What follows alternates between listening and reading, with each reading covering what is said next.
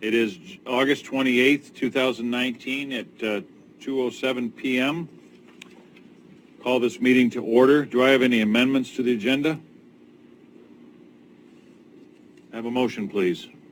I move that we approve the agenda as written. Do I have a second? Second, Mr. Chair. Further discussion? Roll, please. Commissioner Gold? Aye. Vice Chair Boyce? Yes. Chair Posh? Aye. All right, moving on to number 3, projects. Curry County Housing Study presentation. Summer, were you going to introduce someone? Yeah, so thank you, commissioners, for giving us this opportunity. I know that there's going to be a lot of material and data presented today, and we're just grateful for your time. This is a culmination of efforts from many organizations that are excited to work together and collaborate and make some things happen as far as housing goes in the county. Our first presentation is from Thomas Eddington. He is with CZB. Coincidentally, Thomas's organization was contracted to complete the housing study that was done in late 2018.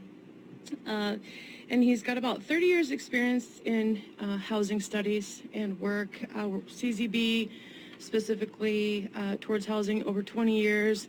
They worked in Tillamook County, Coos County, and now Curry County. So we're excited to have him share some of the information that he's collected and help us move forward. All right. So, do I just plug this in up? Yeah, I'll take it. I'll plug it in for you. Go to your, there's a file, and then the top one is the document. Not in the top one. You'll see it. Welcome back to Curry County, Thank you. Mr. Eddington. Good seeing you.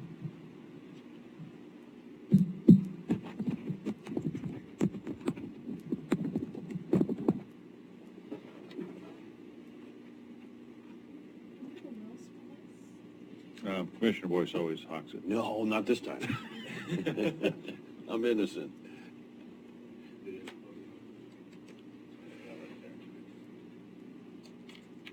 Good to go. Thank you.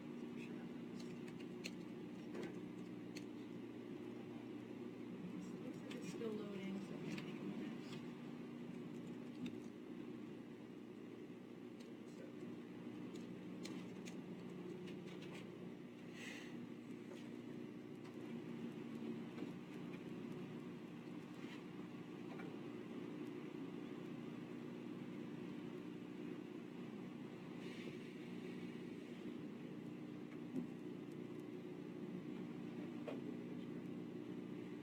I should have loaded by now. Let's try it.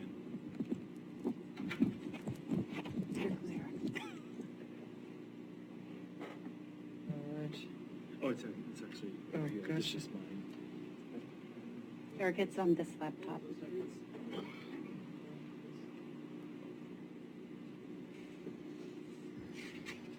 Oh, there it goes. There it goes. Oh, No. there you go.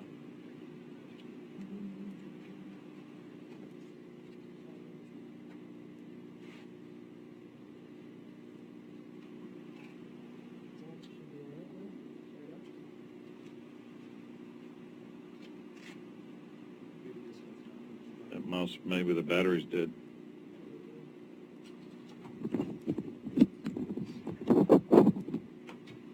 Murphy's Law.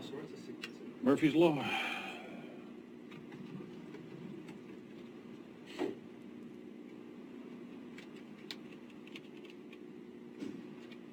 That one ain't working either.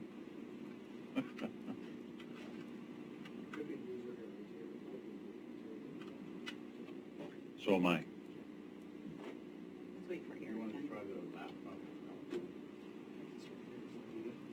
Yes. Hey, just carry a microphone up here with you and just use the laptop. You have to have a microphone when you speak, so it's on the record. Grab one of those microphones, sir. Great. Well, I kind of get to hide down here. Looks like a setup, doesn't it? You want a chair? No. You okay? For some reason, the wireless isn't working. Okay, so is it okay if I kind of hang Sure, here? absolutely. You guys good? Good. I kind of get to hang out and hide here. Okay, so thanks for having us back again. And as Summer had noted, we had the honor of working with you guys about a year ago on the study. And so what I thought we would do to kind of kick off what you're doing with regard to housing is walk through some of the findings from that study. And so I've got like 20 or so slides. Some of this can get a little data heavy. If it does, tell me to hurry up and get on through that. I'm hoping about like 15 or so minutes if that works. But if you also have any questions, if there's something you don't understand, please definitely stop me and we'll walk through it. Great, thank you. Okay.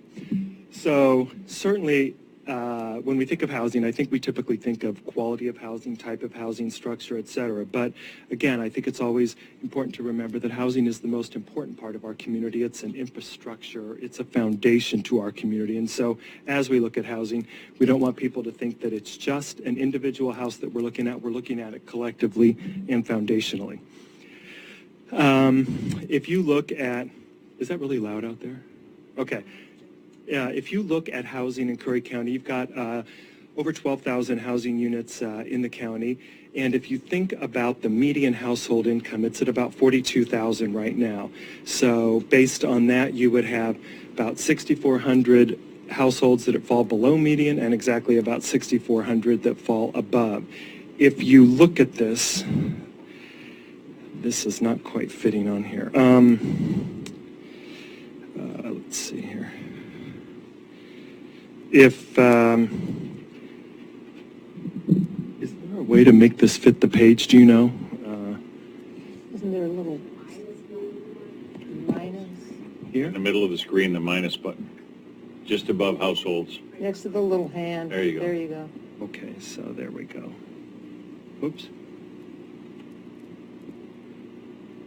Okay, so you can see the bottom now. Okay. If you take that into account, part of our initial analysis was to look at the number of houses that a median income household could afford in the community. At the very bottom of this, you'll see 20. So if you're at median income or less as a household in this community, there are about 20 houses on the market at any given time. If you're above median income, there's about 400 units for sale in this income bracket. So as you can see, there's a bit of a skew. In a perfect world, it would be about... You can turn that off now. This is a presentation. Yeah, thank you. So in a perfect world, it should be about half and half. Remember that a median income household can afford about 3.5 times their salary, so they'd be at about $135,000 house. You obviously don't have that many units in this community that are at $135,000. Sure. So part of the challenge that we wanted to address was to look at if this mismatch could be corrected and kind of where it started and how it started. So this study was done when? This was done in 2018. Okay. So most of the slides you'll see in here were 2016, 17, 18 data. So you'll see that moving forward. Thomas, real quick, was this the study that All Care gave us money for? Correct. Yes. This is just a quick analysis of units for sale. Again, down at the bottom, you can see 20 units would be available for those earning median income or less. All of the additional houses for sale are, of course, no surprise to you, much higher priced, out of reach of median income households. So how did this market get so skewed? Where did it go? A little bit of right. Can you see that? Good. Okay. This is just a comparison of Curry County to Oregon. You can see the population is up for both Curry County in the blue on the left. On the right is Oregon in the gray. You can see that the age cohorts in the county are up significantly more than the state. That's not a surprise. You have a number of retirees who move into the community, making you the second oldest county in the state. You can also see the third line down, the median household income. This has been an area that's been somewhat challenged throughout the country, but certainly significantly here. It's up over the course of the past 16 years. Again, this is 2000 to 2016 data. It's up, but if adjusted for inflation, it's down. This is one of the issues that's happening nationally. Our wages are not keeping up with the cost of goods. And so, as a result, we're getting further and further pinched in terms of housing. So which inflation index did you use to We use determine federal this? CPI, so Okay. about And 2.3, so we all give know or that take. that's Yes. excluding a lot of things that That's right. people have to have. That's right. It's not exact, but it is a national adjustment. You can also see that housing values are up significantly over that period, so about 50%, where wages are up 28%. Again, they're up 28%, but if adjusted for inflation, they're down about 8.5%. You can start to see where the mismatch is starting to happen. Not unique to Curry County, maybe exacerbated in Curry County, but not unique. Population trend, you can generally see that Curry County maintains roughly the same population trend as the state of Oregon. You're generally increasing. It's in migration, not births. The age cohorts was also something that we wanted to understand. So this is the silent generation on top, the boomer generation, the Generation X, and then millennials. As you can see, the boomers are, relatively steady, but they're your most significant demographic in the community. Silents are declining, Xers are slightly increasing, and millennials are declining. The millennials, of course, you'd see at about 3750. The reason this is important is to understand that the age cohort that is growing here is also a cohort that may be retired and or not working. That's got an impact to the economy. They may have additional discretionary income. Again, you can start to see where the housing might favor that market, and if you're an entry-level household working, you're probably going to be challenged. The components of population change, as I said earlier, you're not growing as a result of births. Actually, if you look at this top part of the graph, it's your net in-out migration. It's all positive. So every year from 2001 to 2016, you've had a positive net in migration, new migrants to the community. If you look at natural increases, you've lost every single year since 2001. And the projection is that you'll continue to lose population based on natural birth, natural death, if you will. So if not for in-migration, the community, the county would not be growing in population. Sure. Sir, yes, you're going to have to have a microphone, first of all, to answer a question. And if we open these presentations up to a lot of questions with our time constraints, we may have issues. So, Okay. I'm sorry. So, in a nutshell, the word is out. Again, probably not a surprise to you. You've seen the impact of people moving in from California, other parts of Oregon, other parts of America. 70% of the county's residents were actually born outside of Oregon. So as a community, you're pretty diverse in terms of your demographic and your geographic makeup.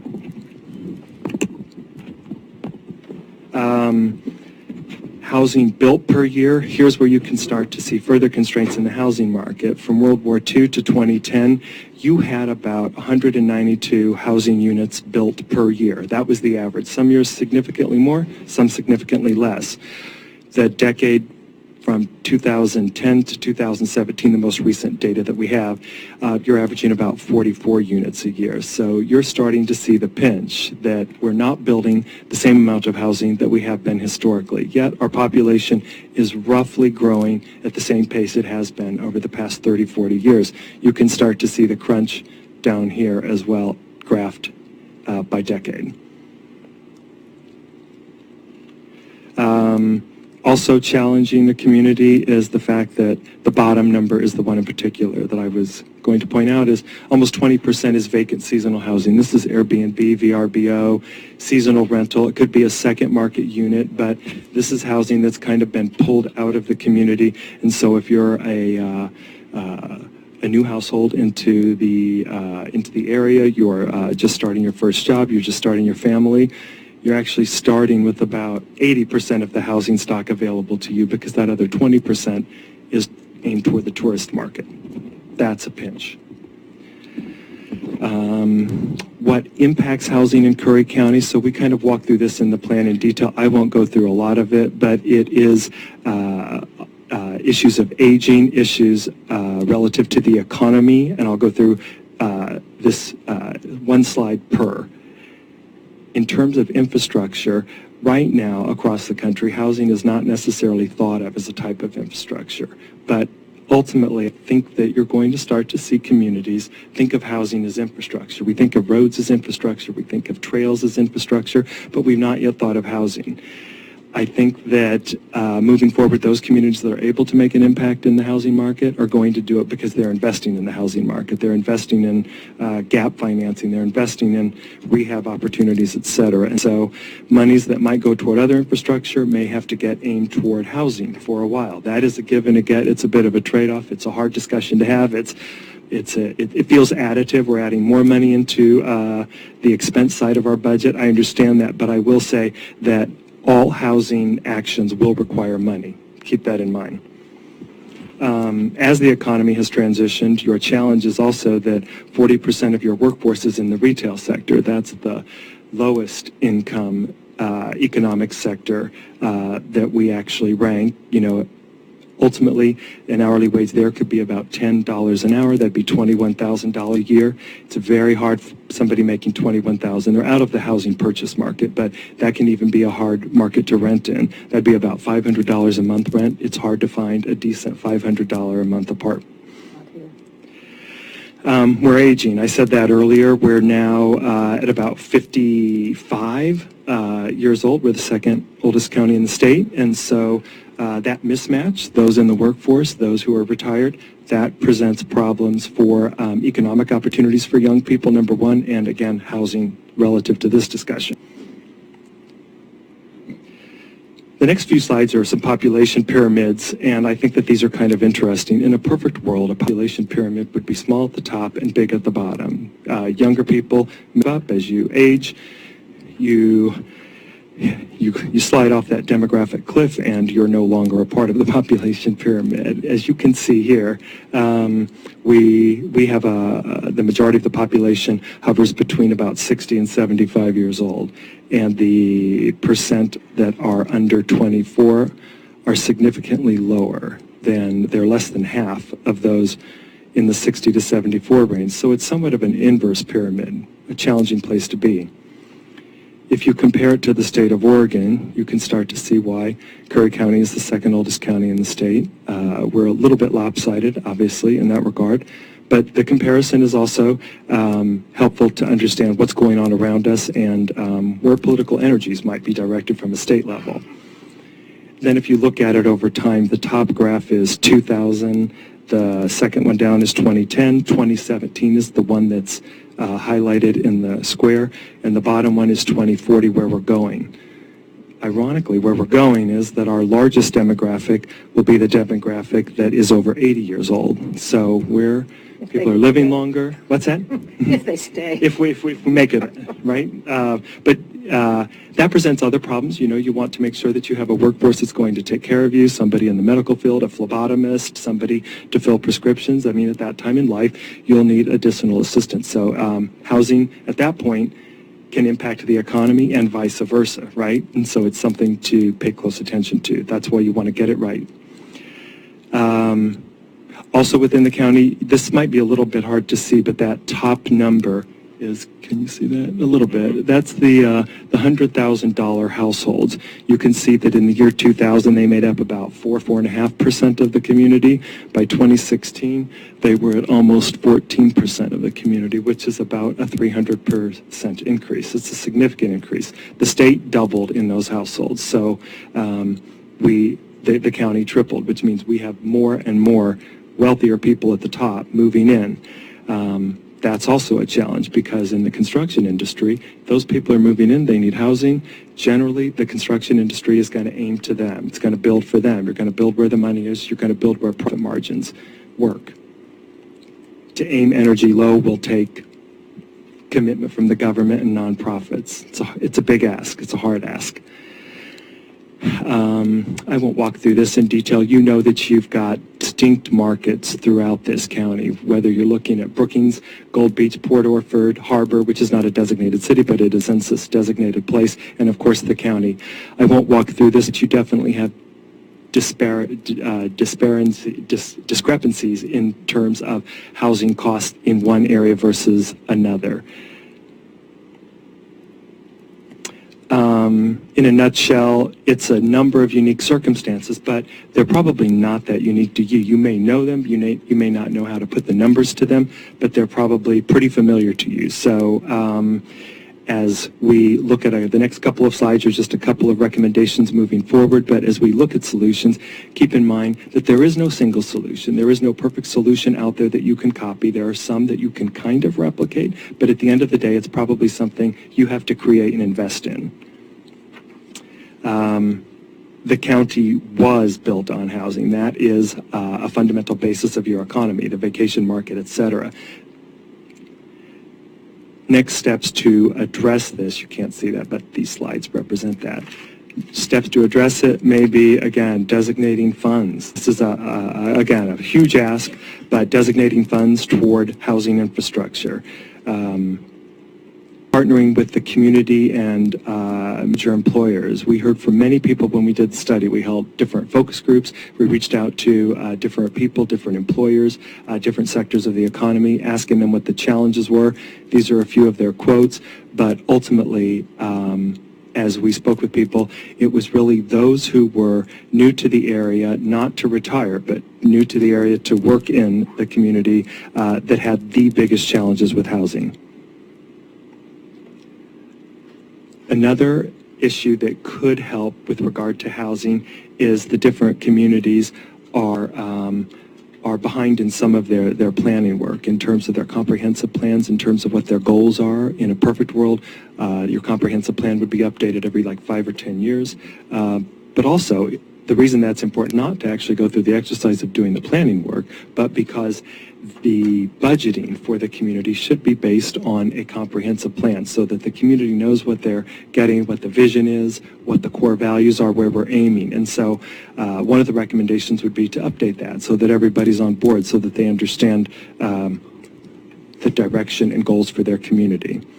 I know you guys are actually doing some of this, the regulatory construct that's in place, zoning, building and permitting, service development charges. These are all impediments to workforce housing. In particular, service development charges can be as high as $11,000, but it doesn't matter if you're building a $500,000 house or a $100,000 house. The cost is the same. That can be prohibitive to a starter home owner who's got to pay almost 10% of the of a house if it were $100,000, which it's going to be significantly more. But starting to look at opportunities to defer those payments, wrap them into mortgages, etc., may be an opportunity. I'm not sure the most recent news with regard to U.S. Borax, but I know that there were plus or minus 1,000 housing units proposed. I know that when that was renegotiated, there were some affordable units put into place. If there is an opportunity to look at that moving forward, to renegotiate that, or to get more explicit in what that affordable housing looks like, what the parameters are, what the income levels are, we would recommend wrapping that into that development agreement so that you know exactly what you get out of that development. And just simply, why do we care? It's because everybody we interact with on a day-to-day basis, whether it's when you go to a restaurant, to a bar, to a coffee shop, you send your kids to school, everybody is going to be impacted by somebody who needs workforce housing, who lives in the median income world, and they're going to need housing in your community.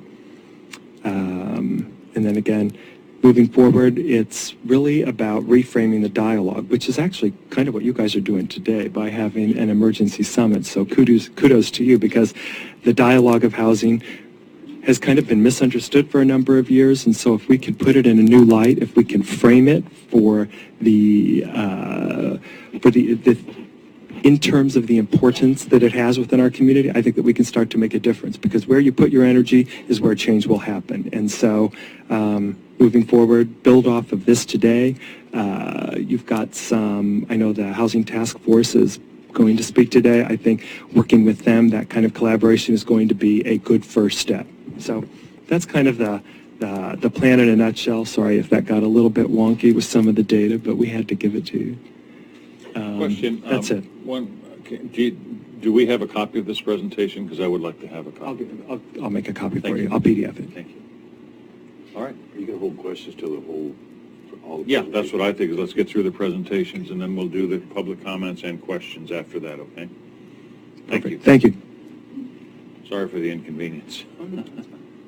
way to hang in, though. All right, so next we're going to have housing strategies, Designation in low and moderate income housing projects. Commissioner Gold. Let me just say something. I went to their ribbon cutting ceremony down there in Smith River. They have some housing units that are amazing. When I went in there, it was like I was expecting, tenements close together. That's not what I saw. I saw some beautiful homes, some of them ocean view. So Tallawahdaini folks get first grabs at this. These are going to be rental units. And so I just asked one of the tribal council members if they would adopt me, because I wanted to move into one of those. They were so beautiful.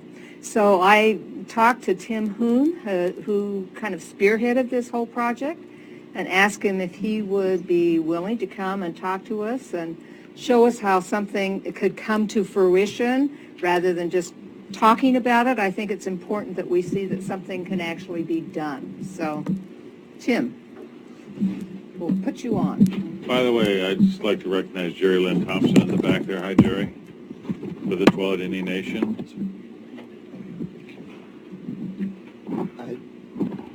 Commissioner Gold, thank you. Is that on?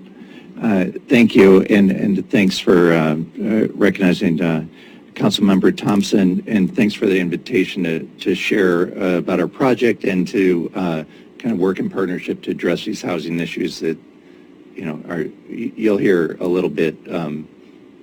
Tallawah citizens have all the same issues that we just saw affected by those income. But let me get this open here in 1 second.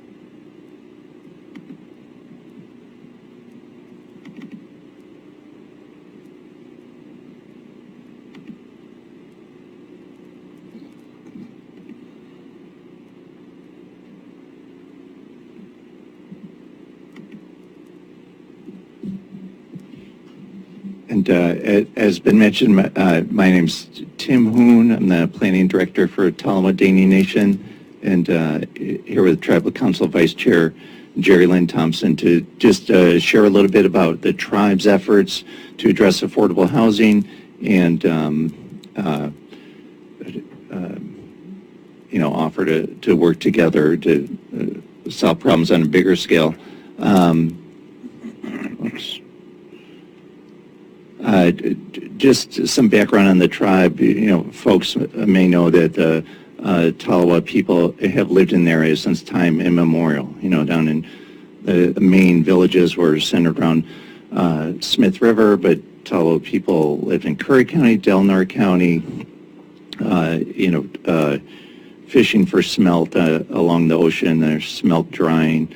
And those things continue today, right? Where there's still Tallawah people still live and work and carry on traditional practices, and as well as,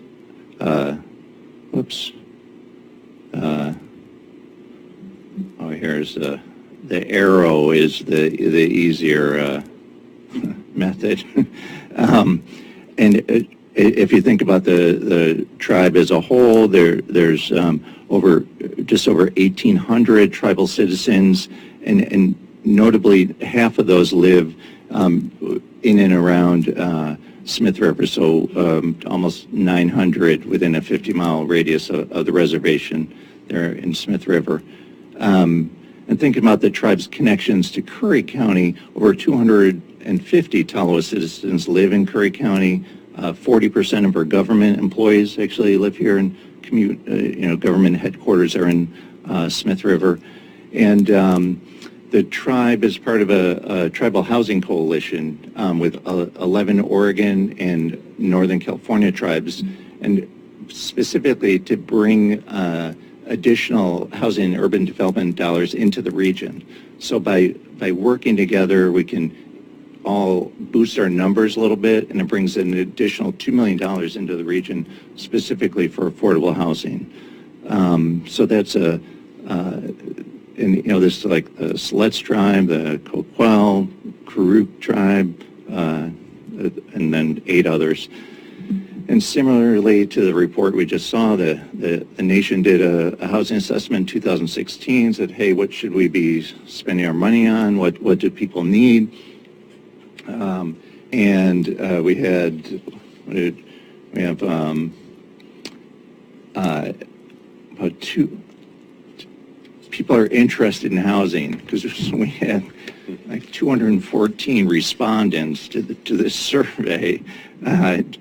Typically, and I'm happy to get like 50 people to respond. So everyone is interested in housing, and half of those folks indicated, a sort of a dire housing need, right? I mean, we don't have to belabor that. They're paying too much in rent, 50% of their income, or they're living in overcrowded conditions because they can't find, or most notably, they can't afford a home, they can't find a home to buy. They have a steady job, income, but not an affordable home. So to address this, we had two projects, just efforts of the tribe to address affordable housing. We built 13-unit multifamily housing down in Brookings, there on Fifield Street, that opened in 2016.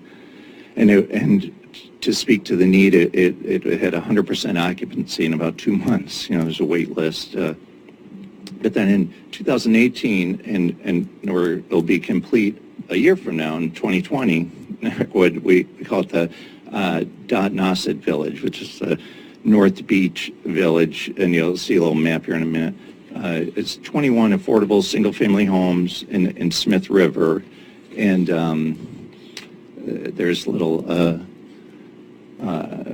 map there, and you just see this depiction of kind of historical homes. And this is the 25-acre site. You see the California-Oregon border there, so it's just about 5 miles south of the border. And if you're familiar, it's on this slope that overlooks the ocean there. The tribe has owned the property since 2008, 2011, this 25-acre site. And we put in some infrastructure, and then hired an architect to come up with a home design. What should these homes look like? Well, we looked back to how did the Taloa people, what kind of homes did they traditionally build? Well, they traditionally built a redwood plank home, and these homes were, kind of built into the ground, and they had this offset roof, and typically the front door faced west, and we had a series of community meetings to go through that, and we came up with this home design that just a modern version of kind of a Taloa home, but just a nice home in general. And we tried to say, how can we make this home affordable?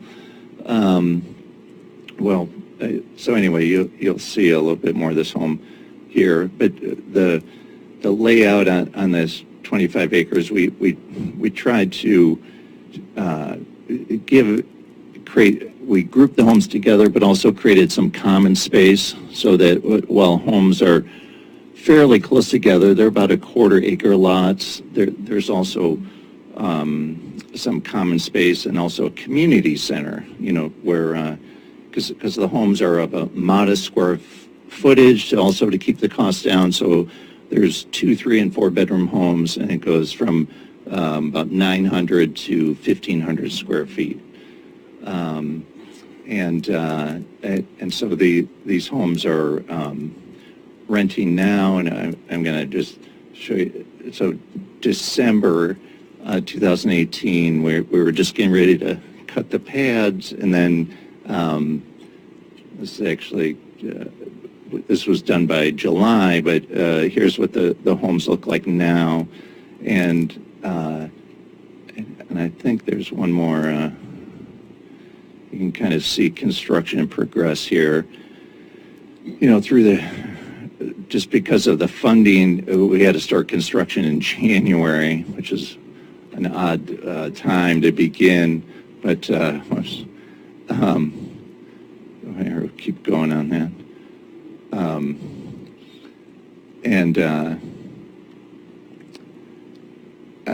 But these were built with really 100% local labor. There's some, the tribe is the general contractor, so we have our own framing crew, and then it's all local subcontractors. We got, window and heating and plumbing out of Brookings, and electric out of Crescent City, and so it's, that's one goal of the nation. We talk about, the need to build homes and where are we going to find funding, but we also, while we're building these homes, we want to put people to work. That's a good thing about needing to build homes. It means jobs. Can I say just one thing? Yeah. When you look at this, I lived in Southern California where the homes were like this close together. Yeah. And when you look at this, they're spread apart. And also one other thing I noticed is when you go in them, even though there's not very much square footage, they had high ceilings, so you had a feeling of space. So I hope I'm not. No, thank you, Commissioner, for mentioning that. I'm just trying to shortcut it here, but yeah, there's they have clear story windows and a high roof, so that to create this sense of space, and we spent a long time getting the homes sited properly, so there wasn't another home in front of you, to retain the view for everyone. So we're thoughtful about it, but at the same time, we said when we start building these, we have to build them like with the idea we didn't know if maybe down the road we're going to sell them. Well, we can't sell a $300,000 home. We need a $200,000 home or something that starts to be in the affordable range. And we also designed the homes with, they all have solar panels, plus they're very energy efficient because of, I'm going to talk about the funding here briefly, because of the tax credit requirements in California Building Code. You have to build very energy efficient. And anyway, the homes are designed to have a net zero use of electricity, so that the residents would have a zero electric bill. And that's important because the average rent here is about, this is terrible, from a operational perspective. You're trying to collect rent to manage a project, but it's great for the tenants to have an average rent of $500 a month.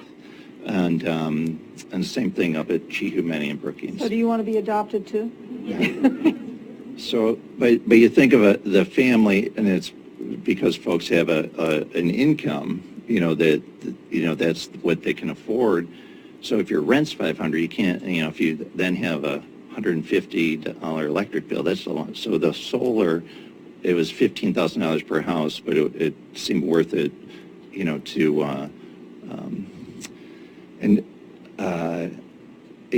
just to mention is how we're able to build these. Well, this is actually about a $12.5 million project, and the tribe saved up HUD dollars that we receive a small amount of HUD dollars, save those up, and it is contributing $3.5 million, and then we applied for a competitive low-income housing tax credit.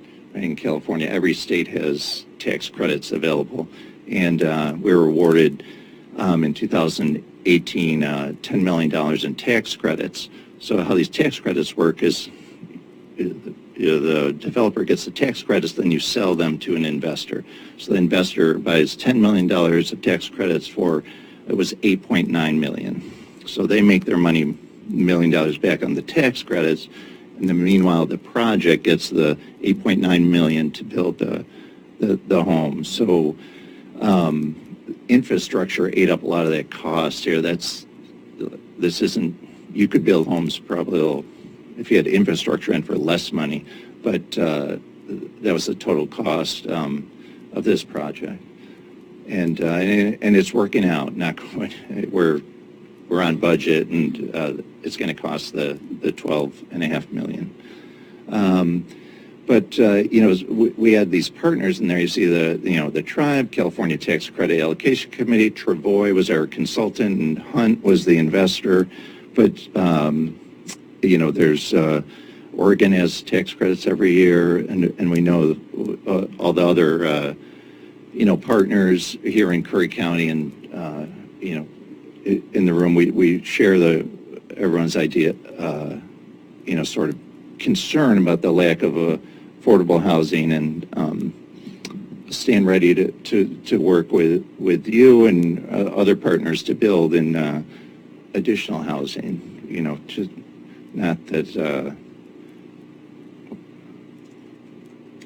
Jerry, I think we spent all our money, though, but we're ready to work, in spirit, so that's the overview of the projects, and I just wanted to applaud the efforts of everyone here today, the Curry County Commission, and thank Commissioner Gold for inviting the nation here. And I live down over in Crescent City, but I really admire the focus that everyone's putting on housing with this workshop today and the declaration and everything else. Really, it's inspired that we can find some solutions and move ahead. So, Commissioner Gold?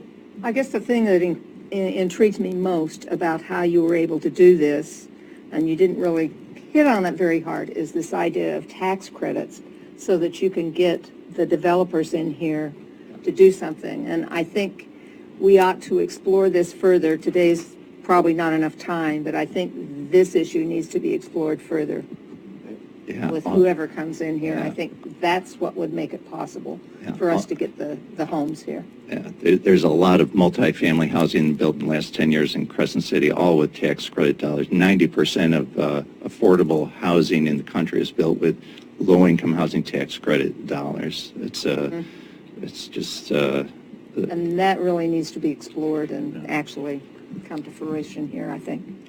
All right, thank you. Thanks, Tim. Appreciate it. Very nice. Next, we have housing issues identified by the planning staff.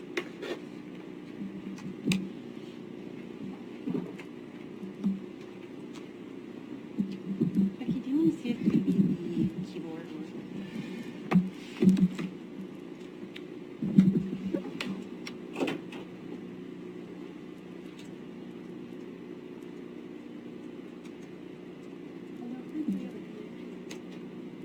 Yeah, I don't either. I think the wireless is something's the matter with the wire. It might be turned off on this computer. You have to turn the wireless button on.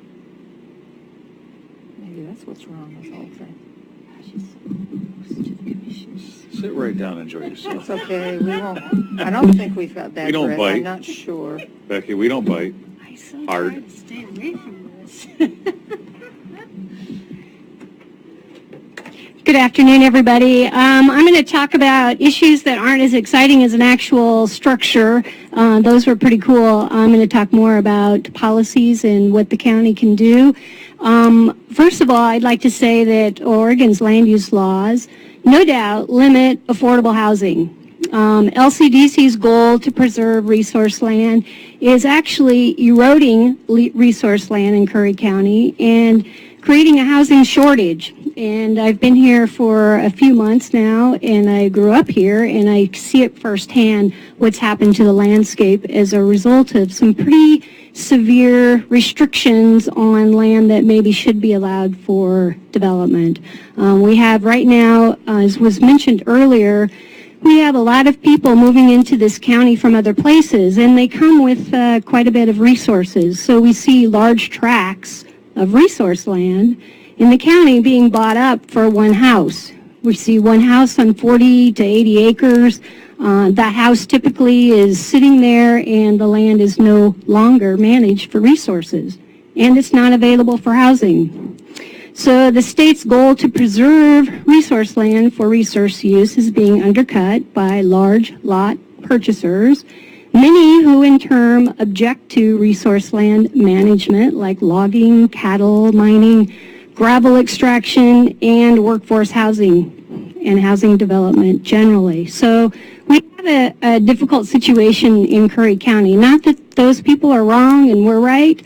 It could go either way, but it is a conflict that's out there that we deal with every day downstairs in the planning department. So what I've tried to do here is identify some focuses that the county can take to maybe alleviate some of these difficult issues. The first one is in land development process itself. The land development process the last 10 years in Curry County has been a problem. It's been a difficult process to get through. It's been very lengthy for developers to try to get through the process. I can't answer the question as to why, except that there might have been some staff difficulties, maybe not enough staff, maybe staff that maybe not have been well-grounded in land use planning in Oregon, which is difficult. However, the county has taken a big turn in enhancing its land use development process. I would advocate that the county actually establish a goal of a 90-day review decision period for developers that come into the zoning counter. We've continued to work with developers and share ideas and knowledge. Apparently that in the past wasn't a priority, but I would continue to advocate that it's a priority for the planning director and the planners to work closely with the developers to help them understand the code requirements and get through the process. The commission, I appreciate that you've worked actively in supporting the role of the planning commission, and you've provided additional funding for planning staff because those are really important. Oh, how am I supposed to turn this? Arrow, just hit the arrow button. Arrow button. No, the little 4 arrows are down. The up, down, right side. sideways arrows. Yeah. There you Okay, go. there we go. There's our actions. Okay, next issue I want to talk about are accessory dwelling units. Okay, so in 2017, advocated in large part by Representative David Brock Smith, there was legislation that passed this concept of allowing accessory dwelling units. They're dwelling units that are 1,200 square feet or less on lots that have an existing house. The county actually adopted some provisions for allowing accessory dwelling units. However, they're not allowed in all residential zones inside the urban growth boundary, which state law allows. The county didn't take advantage of that. Most of them are converted to vacation rentals, displacing worker housing, which was the original intent of the legislation. And based on some information that we got from a consultant firm, there's about 500 vacation rentals in the county without the required land use permits. Many of those are in these new accessory dwelling units that the county intended for workforce housing. So what are we going to do about it?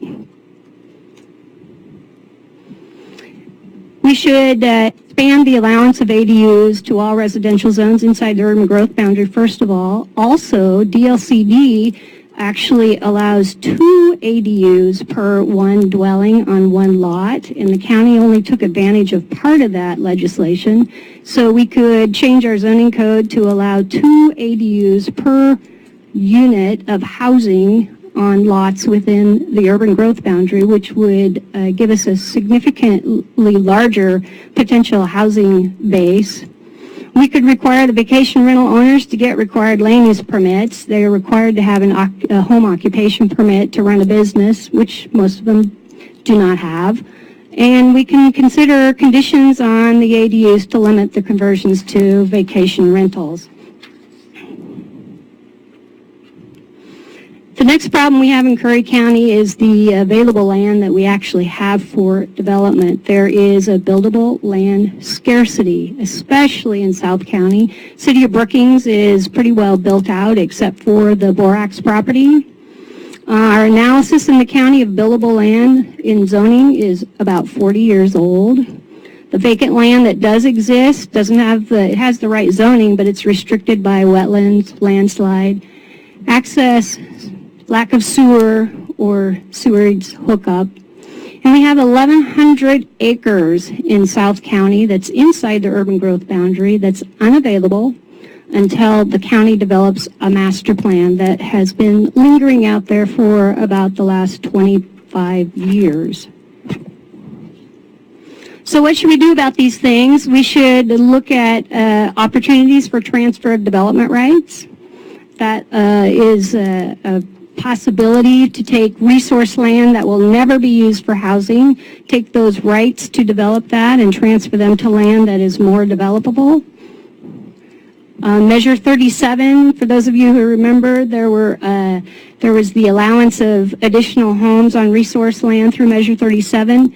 We should allow those people who have unused claims to take the opportunity of transfer and development, which is allowed under law, and work with the large tract timber owners to see if they're interested in transfer of development rights. Conservation subdivisions is a concept that Julie's going to talk about a little bit later, but we certainly should develop a master plan for the 1,100 acres in South County on the hill, Harbor Hills. We could do a partnership with Umpqua Bank, who actually is the holder of those lands right now because the private landowners lost that land, with the inability to get a master plan approved through the county. And then lastly, and this is a fairly significant action that I would recommend, that we take legislative action to remove the status of unique farmland designations for cranberries and Easter lilies. Okay, unique farmland designation, that was put there about 40 years ago. That's when we had a booming industry of cranberries and lilies. Right now, we have one lily grower left in Curry County, and the cranberry growers are having equal concerns about their longevity. Most of these people that had cranberries and lilies now have cattle, and they have cattle running on land that LCDC perceives as being as valuable as prime farmland, class 1-2 soils, comparable to the Willamette Valley. So you can imagine the restrictions on those lands in Curry County, which don't apply anymore. By removing the restrictions, it allows us to go the route of Douglas County.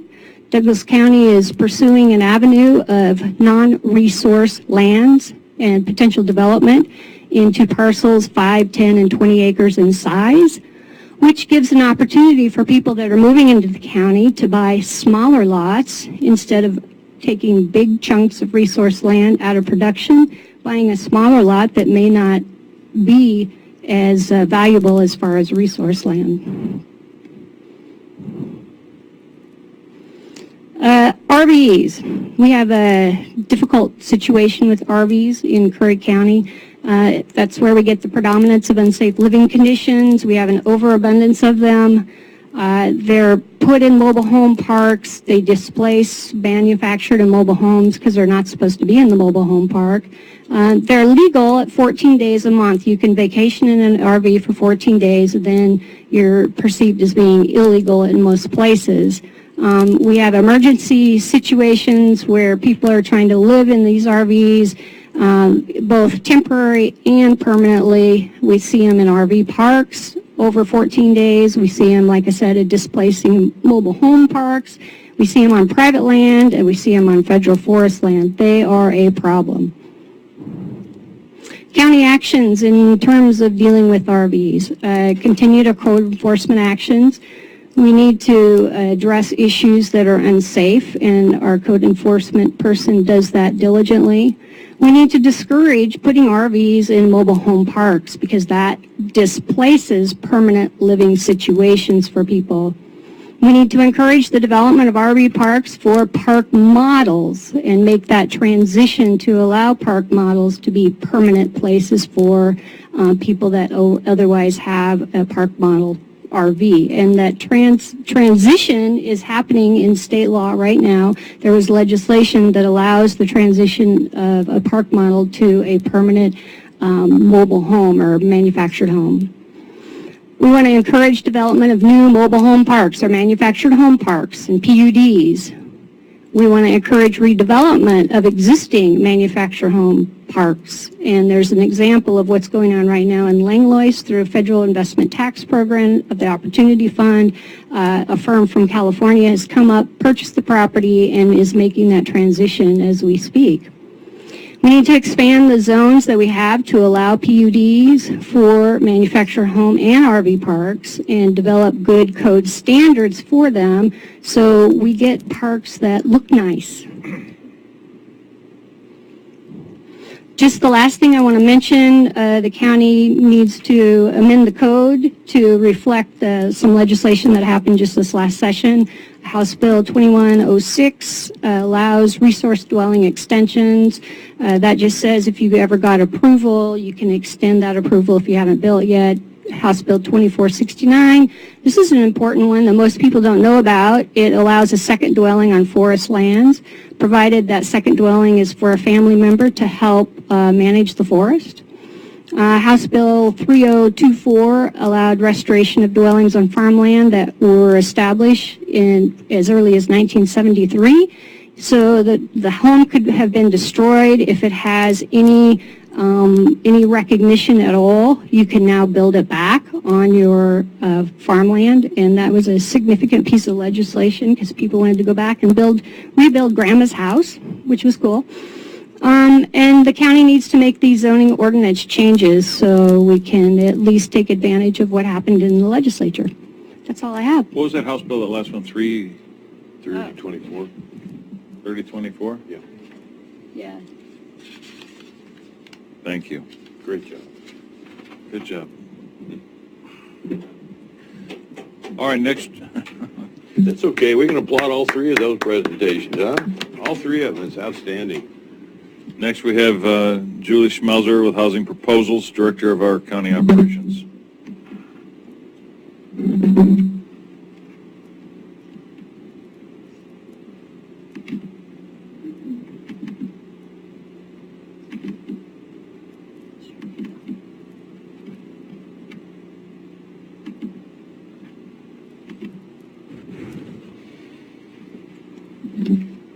Okay, my name is Julie Schmelzer.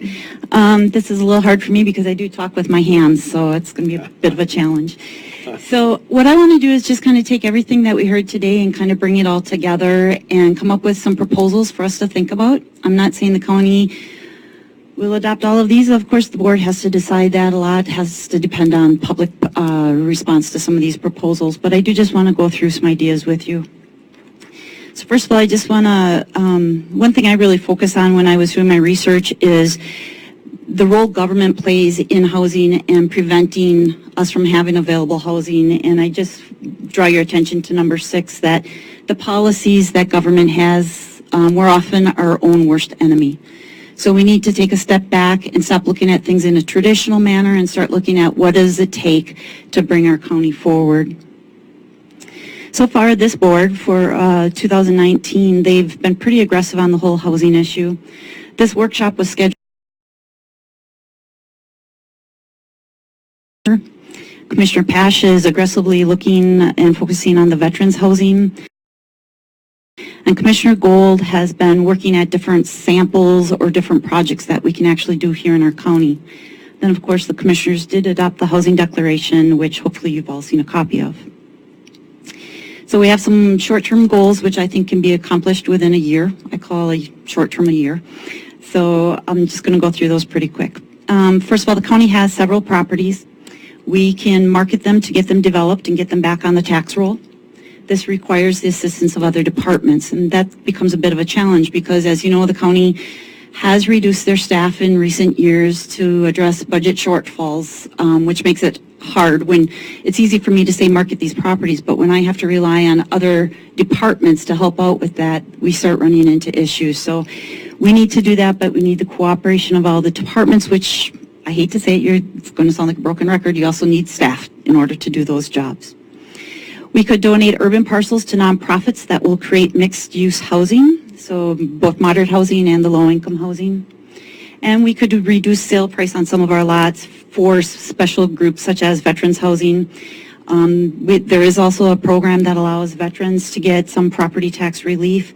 So I think that's, the assessor does a great job at advocating for that program, but I think by combining it with other programs such as reduce sale prices to veterans, et cetera, we could actually increase some of the housing options we have there and increase home ownership to that sector. When you look at infrastructure, I look at everything that's available, the lack of housing, the rules in place, as well as the septic and road capabilities, all of that stuff.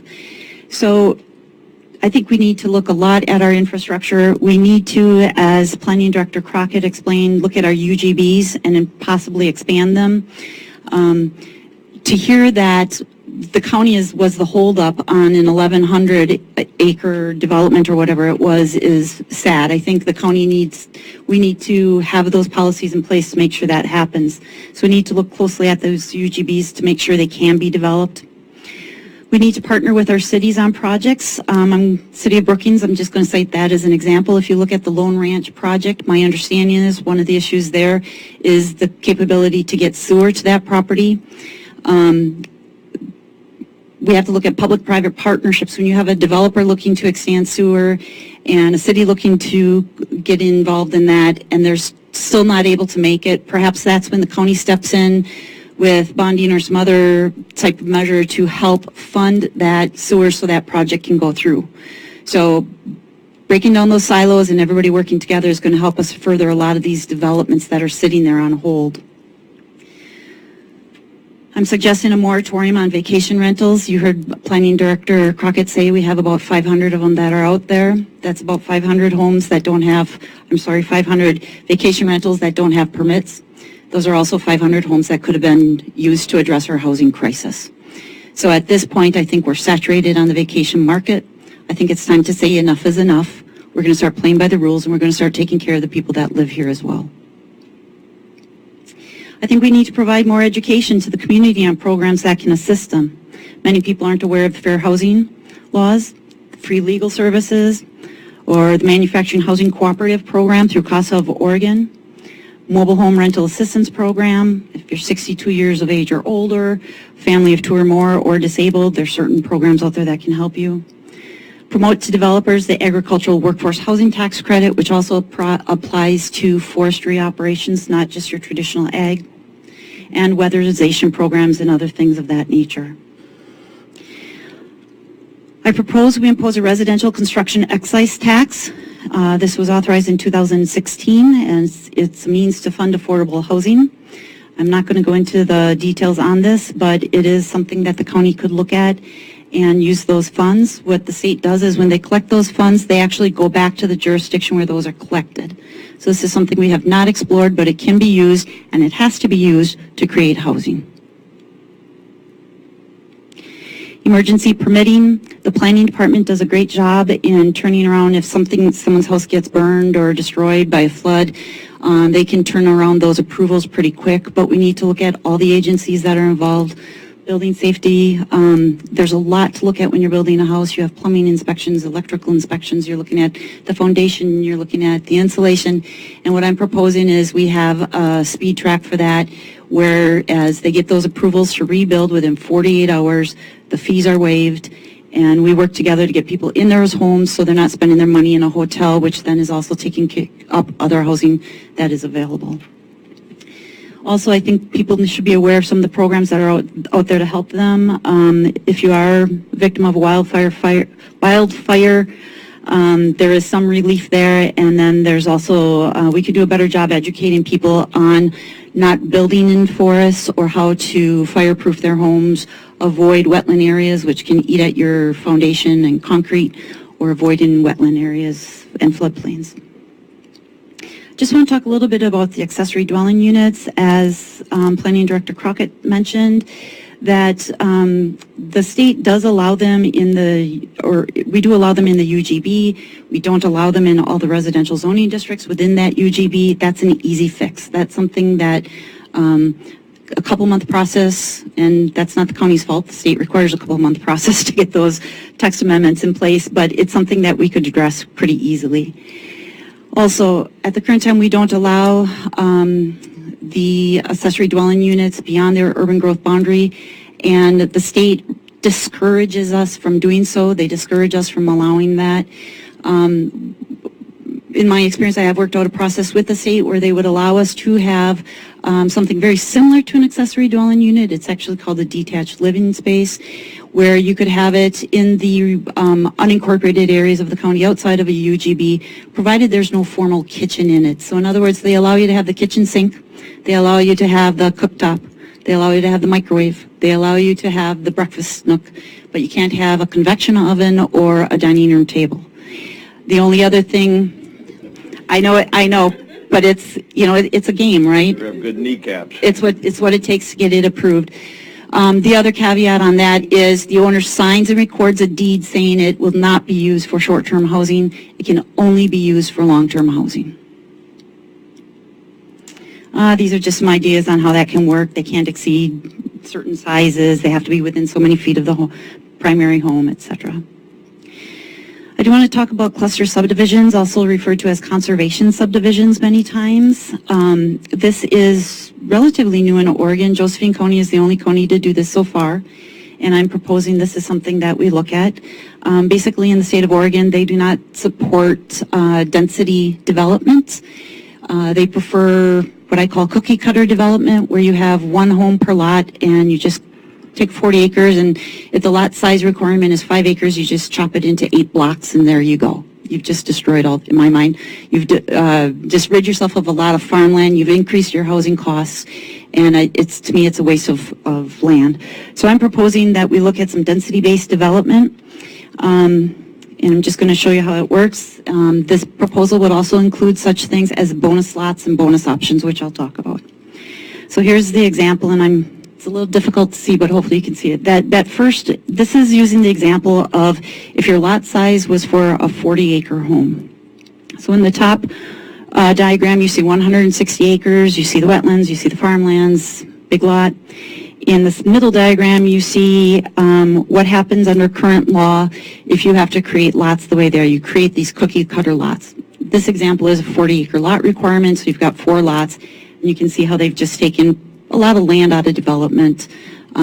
This gets worse, of course, the higher the more residential the zone. So if this was a residential zone that allowed 5 acres, you've now wasted all of that land in these cookie cutter lots.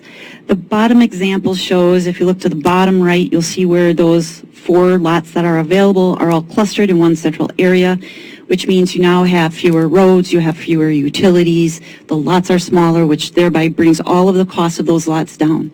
So instead of paying for a large 40-acre lot in this example, you're now paying for a small 2-acre lot in this example.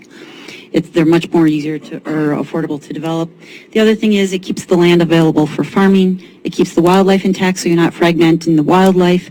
It also leaves more lands and wetlands available to retain water and catch water and protect us from future flooding and damage and flooding issues. I propose we start doing this. I also propose we take it to the next level and offer bonus lot options. So, for example, I'm not saying this is the way it would be, but this is an example. If all the lots are not on prime farmland, so if they're situated on non-prime soils, you get a certain number of points. If they're not in a floodplain, you get points. If they're not on slope, you get points. If they're not on granitic soils, etc., you get the idea. And when you have so many points, you get an extra lot. So you can go from perhaps 4 lots to 8 lots, all maintaining a lot of open land, farmland that will help with future needs. Now, once that density is maxed out, once you meet your limit, you cannot go and further divide that land at a later time. So you meet your maximum density and that's all you divide it. But again, the lots are smaller, easier, cheaper to develop. Cottage clusters is another idea. It's a neighborhood within a neighborhood. I would propose you allow them in a UGB. They are different from a planned unit development and from the cluster subdivisions in that you do not have individual ownerships. Basically what you have is one lot, one owner, and they have the houses concentrated in a certain area. This, of course, is a very small lot in this example, but it's basically allowing more homes on one lot but with standards, so you don't end up with overcrowding or some of the issues that associate when you have unregulated development on lots. There are other things we could allow to increase our housing options that we do not currently have in our zoning code. One is boarding houses, hostels, to address some of the tourist needs. We could do tourist homes. We do have a definition of tourist facility. It needs reworking and it needs to be addressed. And then we could also create something for retreat centers, conference grounds. And then, of course, if we allow all these, create definitions for them, we have to decide what zoning districts we would allow them in. But currently, to not have a provision for simple boarding house, to me, is, I think we're missing the boat on some of these pretty simple fixes. Farm stays, the current planning director does allow farm stays under the code. It's not very clear in the code, and I think that would be advantageous to amend the code to make it very clear that we do allow farm stays and under what conditions. Again, by allowing that is a tourist use, but it does free up the other units possibly or hopefully for long-term residency. Camping, we have, as the planning director said, and as code enforcement, Mr. Fortman, who's here with us, can verify, we have a lot of issues with camping. So by state law, you can camp on forest or farmland for 30 days. In a campground, in a campground or an RV, it's limited to 14 days. We in the county, according to zoning, I understand you can stay 14 days. The problem is it's not very clear, and I think cleaning up the code to make it very clear what isn't allowed and where will make it easier for people to comply with the codes. The other thing is we have it's not very clear how you can camp during construction, so I think we need to clean some of that up. And then we need to address our definition of trailer, camping, or recreational vehicle. Currently, the current definition would not allow a park model based on the definition, and by cleaning up that definition, we can free up park models to be allowed outside of a camping or an RV park. I'm proposing non-traditional shelters. Non-traditional shelters are basically, if you look at the definition of a single-family home, it's a kitchen, and then it has, you can have 5 unrelated people living there. What this does is it allows you to have a central building that has a kitchen, a shower, perhaps offices for social services, perhaps a workshop where people can have therapy in there, and then you have surrounding units. In this case, it's 5, and those have nothing but a bedroom and a bathroom in them, but they operate as a single-family dwelling unit. So there's other things that I propose with these, such as notification of social services, emergency, contact numbers be posted, parking regulations, dog regulations, things of that traditionally accommodate uses like this. I'm proposing a transitional housing camp whereby the owner of the campground sets the timelines on how long someone can stay in there. Right now we have a transient lodging tax that was passed, and so we have people calling us saying there are campgrounds that have people living in them long term, and it's not fair that they don't pay a transient lodging tax when I have to. And they want us to come and enforce the codes on them and get those people out of those campgrounds. We can do that, but where are those people going to go? We have no place for them to go. We need to make provisions for those people with those campers and those trailers and where they're going to go. Transitional housing shelter is kind of like a homeless shelter. It's only open at night, so only allowed in a UGB, has to be a certain distance of a bus shelter, things of that nature. Again, these are things our codes don't allow that we can do a quick fix and the codes can allow. I want to talk to you a little bit about what we call Conex Boxes or storage structures. They're also known as intermodal structures. Basically, they are the shipping containers. You see these a lot of times on marijuana grows or in some other areas. This is a use that our Assistant Economic Development person is very excited about because she really supports these, but these are very inexpensive ways to create housing. This is basically you take your Conex box and you make some revisions to it and you can have a home. Now I caution you because a lot of people see these for sale already built as homes on Amazon and they want to get them here. You can't do that. You know, we do require in the state of Oregon that an inspector look at the wiring, that he look at the plumbing, that he look at all these things as these homes are built. But there's nothing in the current code that would prevent you from bringing in an intermodal structure and converting it to a home. They're just not popular right now. What I am saying, though, is that we advocate for these as well, but we have some standards in them. I think we have to add something to our code that says unique structures are allowed, such as the intermodal storage unit that I just showed you. However, I think we have to have some standards on there. In this situation here, I think that we should make it very clear these are allowed, but we have to specify certain ceiling height. There are studies out there that show if you go with a low ceiling, there are some psychological issues that are associated with that low ceiling, being boxed in, the feeling that you get from living in a smaller structure like that. You're also limited when you can put in ceiling fans. So the recommendation on these are we only allow them if they have an 8-foot 9-inch ceiling height, which again addresses those psychological issues that go along with living in an enclosed box. There is some appeal language we could add in there. Right now, if somebody wants to appeal a subdivision or a development, there's a very lengthy process that's involved. And I think we can put some appeal language in there to make that process a little easier and cleaner. Moving aside from those text amendment issues, I want to just talk to you a little bit about the staffing issues. As you heard, there's a lot more we could be doing. Staffing is a limitation. I just want to go through, these are the houses that we authorized. So you can see in 2011, 2012, we permitted 29 homes. And by 2018, that jumped up to 92 homes a year, that past year. What's interesting when you look at these numbers is you also went from like 5 or 6 people issuing these homes to 2 or 3. So as staffing decreased, permit load went up 400%. That has to be addressed. You cannot effectively run or create housing without an investment.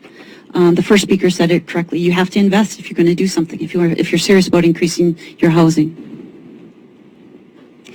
Long-term goals. As Commissioner Boyce has been advocating for, a housing coordinator or housing program is something I wholeheartedly support. I do feel it should be county-wide. I have not talked to the cities about this, but I think this person should serve the cities and the county.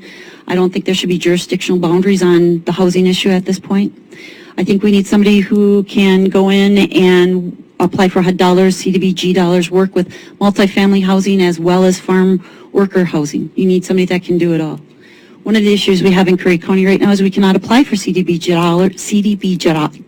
dollars because the county has all their, you get one CDBG grant at a time, and ours is tied up in a Head Start project that has been going on for over 5 years. It's time to wrap it up so we can get some more money in here. We need somebody that can work with developers. We need an ombudsman that can go back and forth between the developer and the problem. If they're having a problem with the planning department, they can go in there and they can navigate those issues and help them get through all those issues. They can help them get their tax credits. They can help them work through all of those programs. I'm proposing a healthy homes program and a home buyer education program. But along with this comes the cost of the idea of how do you fund it. Ideally, we would find grant funding for the first 2 years for the program, and after that, I'm recommending that the admin dollars from the HUD and CDBG pay for it, as well as that CET, that tax that we talked about earlier, and proposing we revisit the issue of an occupancy tax, which is a special tax if you have a second home, because that second home is taking away housing, permanent housing, from somebody that could be living there. If you're going to cause a housing problem, you should help solve the housing problem. So with the Healthy Homes program, this goes back to some work that was done in 2013 when we had a health assessment of our homes, and they found major issues with the people, the living conditions for people that had to live in campers in mobile homes. We have a very, very high incident of respiratory problems in this county, higher than anywhere else. And it's due to the condition of the homes they're living in. We have severe mold issues. There are major issues when it comes to some of these mobile homes and campers that people are living in. So I'm looking at a two-phase program. The first one is get rid of the people that are living in these outdated campers. So there are certain, if the camper predates a certain period of time, I think it should be targeted for replacement. People that are typically living in an old camper cannot afford a mortgage. So I am proposing a 0% grant basically until that property is transferred. So in other words, we help them upgrade, get into a safe living condition, not to exceed $20,000. So in other words, a small home, a tiny home. And then that money is repayable upon transfer of the property. So when they die or they sell it, that's when the money gets paid back. A lot of people would say, why would we invest $20,000 in that home? One, you're helping with the conditions of that person, which improves their health, which saves us money on the healthcare issues.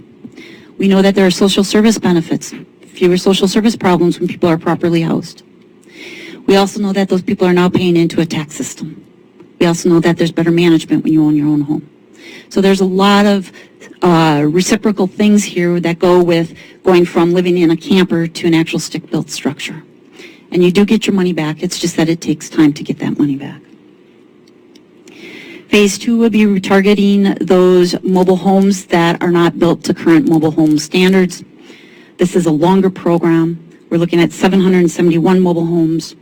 This program would be slightly different, where it would be looking at where you're actually giving a grant to help them with the down payment to get the new mobile home. Oftentimes, we're seeing a little bit more money when you're getting into some of these situations, but many people, they can afford to continue to make the mortgage payment, but they are unable to save the money for the down payment. What this does is it grants them the down payment money so they can then get a mortgage on a new mobile home. One thing this county has not looked at in the past and we can look at is urban renewal. Urban renewal has historically been looked at as a city problem, city solution, not a city problem. But counties in Oregon do have the ability to have urban renewal districts. We have to declare blighted area, and then there's certain things we can do, but we can help and do urban renewal projects in counties. This is just a map of the counties that do it. Jackson had one. I don't think it's no longer viable. There's Clackamas, Coos, and one other county. But there are examples out there for us to follow. Just a little slide on what it is and how you go about doing it. And then questions for the board if they have any. I think I'll just wait until we're done with all the questions, though. Sure. Thank you, Ms. Moser. All right. So we're going to open this up to the public comments that I have here. Ms. Rowe, are you still online?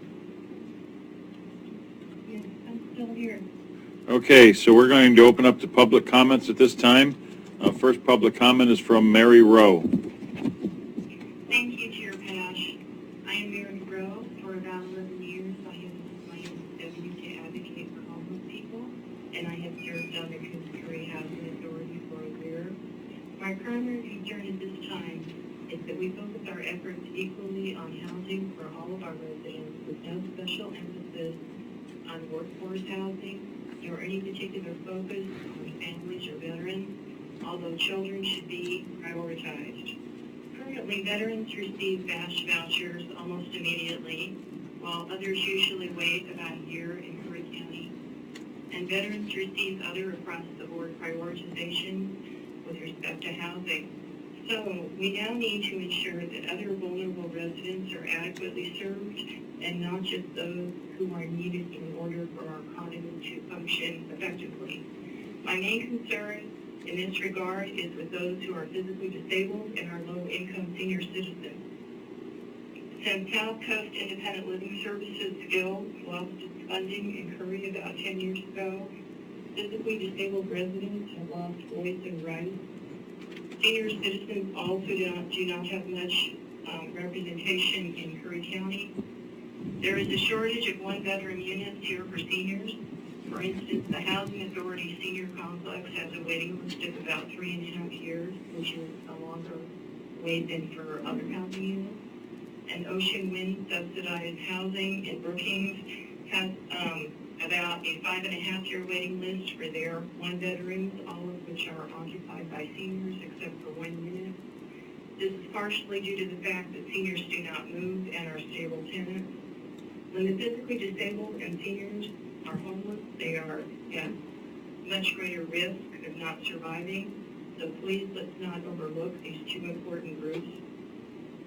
Secondly, I also want to recommend that any committee on housing include more members who have relevant expertise, as well as those who are stakeholders, such as representatives from each city, and those who are members of the group in need of housing. I also think that in order to ensure that housing is addressed in a way that is fair to all of our residents and to have the best accountability, that our county government needs to be at the center and at the helm of all of housing planning, and that a housing specialist to assist our county manager needs to be hired for this massive and lengthy process. In response to all of the wonderful input that I have just heard at this meeting, I just want to say that eliminating RVs from combined mobile home and RV parks may eliminate residents who cannot afford mobile homes. Thank you. Thank you, Ms. Rowe. Next, we have Connie Hunter.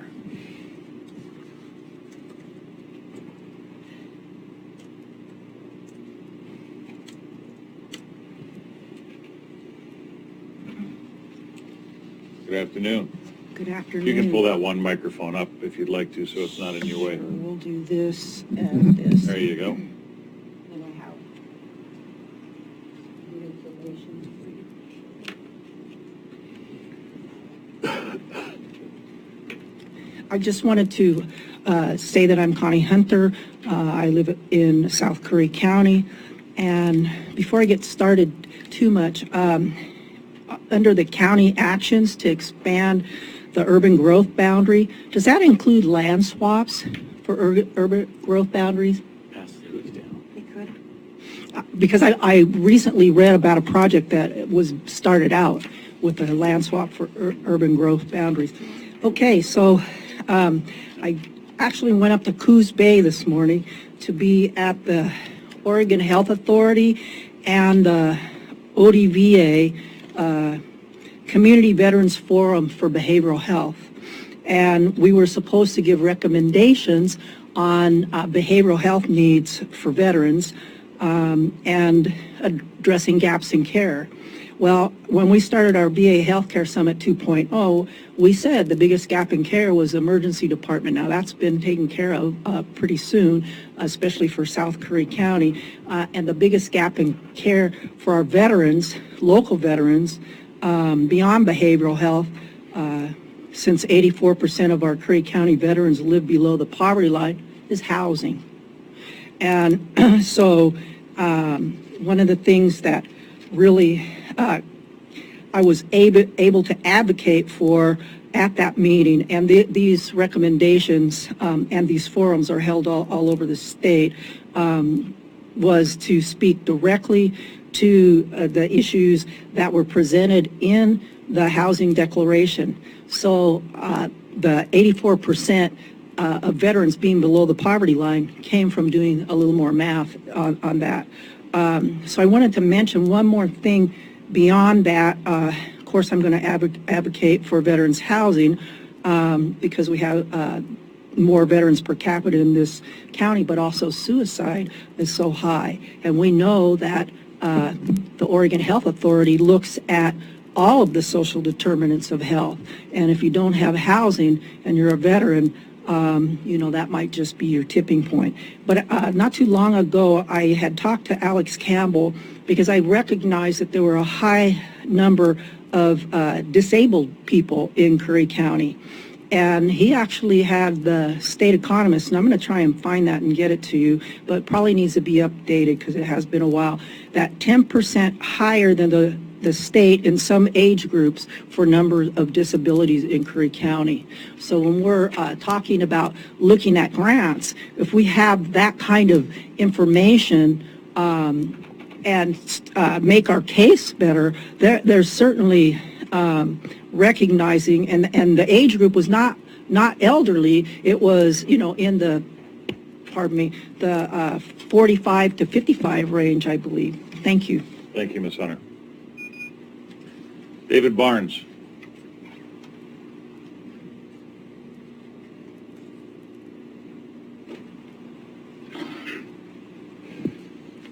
Good afternoon. I'm David Barnes. I just want to say thank you to everybody who spoke and presented earlier. Very informative, and I think I know more now than I did when I walked into the room. One of the things I want to talk about is, you know, I'm one of these people who came here from out of state. You know, my money that comes in every month, I spend almost 100% of my income in Curry County. but I don't need a job to do it. You know, it's money that comes in. No system supports itself unless there's other input from the outside. You know, over time, systems wear away and they erode and they eat their seed corn, basically. So, you know, I'm just, you know, seniors and retirees and other people who move here, we're kind of important to what's happening in Curry County.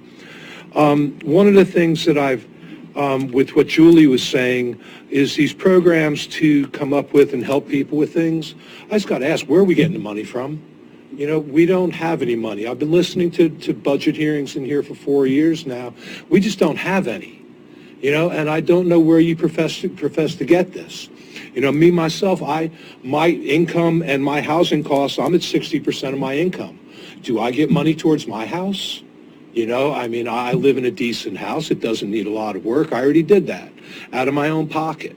You know, I just, you know, we're, like Mr. Eddington said, like Julie said, we need to spend money on this, and I just don't know where that money comes from. I've listened for 4 years now as people have fought tooth and nail not to spend a dime out of our road fund, and I really don't think that this is something that we should be spending it on. So, you know, before we start moving and before we start changing things, we need to find out where the money is coming from.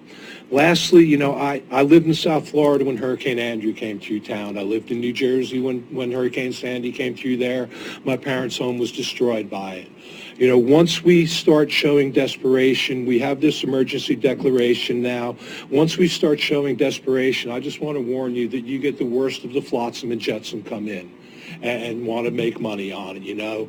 So we call them back east. It's the scammers. It's the people who are going to come in, do shoddy work, going to take money and run. You know, by our desperation, we've flung the door open for these people and are screaming for them to please come here. And that's all I got to say. Thank you. Thank you.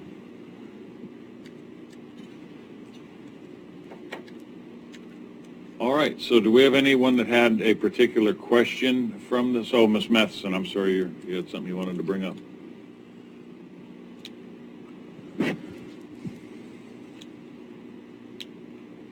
So if we're done with public comment, I wanted to make sure we took the opportunity to introduce the Housing Task Force and those members that represent a variety of nonprofits and local agencies that have been meeting for quite some time, and really have been looking forward to sharing with you guys what they've been working on. And I was hoping that Rob Foster would come up and kind of introduce everybody and see if he couldn't take the lead on giving a little bit of history. Thanks. Thanks, Rob. Good afternoon, sir. Thank you. Thank you, Summer. Thank you, commissioners, and to the Curry County staff for hosting this workshop. Obviously, such a very important topic. And for your participation in the Curry Housing Task Force up till now. I know many of you have attended our meetings.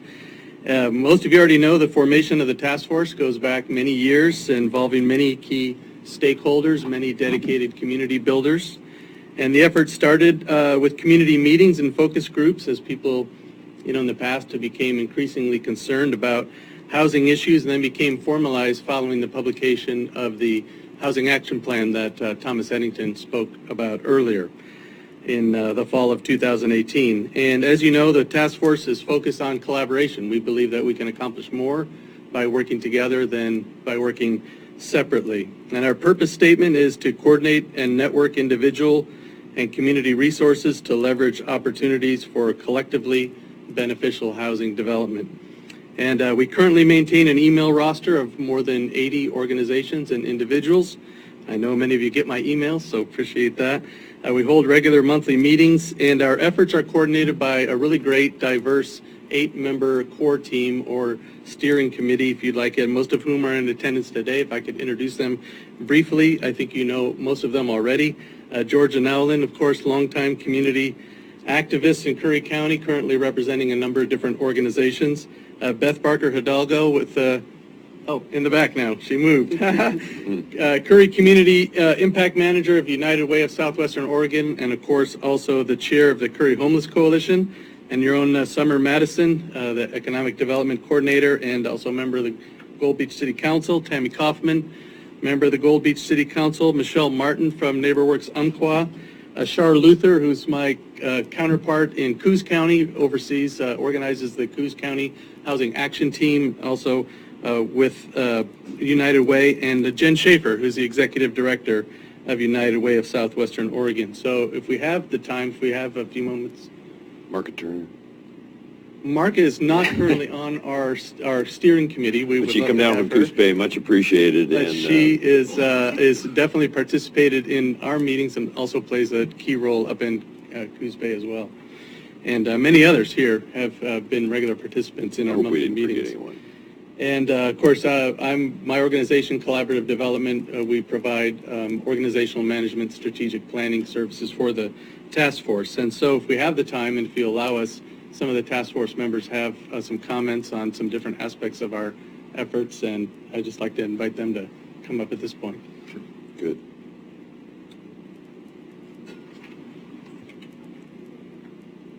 Good afternoon, Commissioners. Thank you for your time. As Rob mentioned, I'm Jen Schaefer. I'm the Executive Director of United Way of Southwestern Oregon. We are not a housing expert, but we have a vested interest in housing as it's a key foundation of our key focus areas of health, education, and financial stability. So a few years ago, my predecessor, Marcia Hart, offered to be the fiscal sponsor for the study that you heard from Thomas this afternoon. Part of her agreeing to enter into this process was that she was committed to seeing action happen. She was not interested in having a report sit on a shelf and nothing come out of it. So I really appreciate your comment, Commissioner Gold, about seeing tangible projects in action. That is really what our task force is really convening to do at this point. And I'm very excited to see this draft of goals. We just reached a point in our monthly meetings where we started to talk about goals and then we heard about this meeting, and so we're very excited to hopefully collaborate with you and help to maybe ease the burden of the resource constraints to achieve some of your goals. So that's what I'd say. Thank you. Thank you.